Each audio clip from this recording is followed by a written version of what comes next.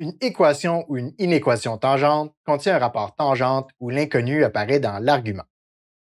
Il est important de garder à l'esprit qu'on travaille toujours avec des angles en radians et non en degrés. Puisque la fonction tangente est périodique, une équation tangente contient une infinité de solutions.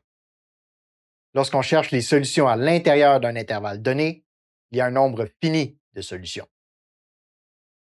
Pour résoudre une équation tangente, on commence par isoler le rapport tangente. Lorsque c'est fait, on doit déterminer le bon angle trigonométrique.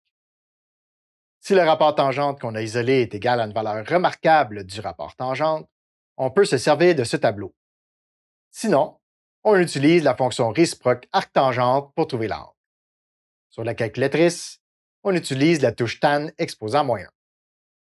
On résout ensuite l'équation obtenue avec l'angle trigonométrique qu'on a déterminé auparavant. On obtient ainsi une solution. Pour trouver les autres solutions, on doit calculer la période avec la formule P égale pi sur la valeur absolue du paramètre B.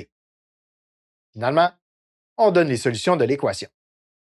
Dans un intervalle donné, on énumère chacune des solutions entre accolades.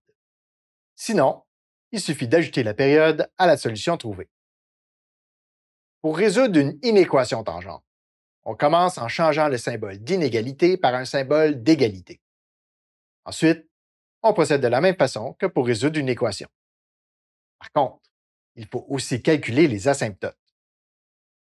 Après avoir trouvé la solution de l'équation et les asymptotes, on doit déterminer l'intervalle qui correspond à l'ensemble de solutions de l'inéquation. Pour cela, on peut se fier au graphique ou remplacer une valeur de x dans l'inéquation. Si l'inégalité qu'on obtient est vraie, alors cette valeur de x est dans l'intervalle qui fait partie de l'ensemble de solutions.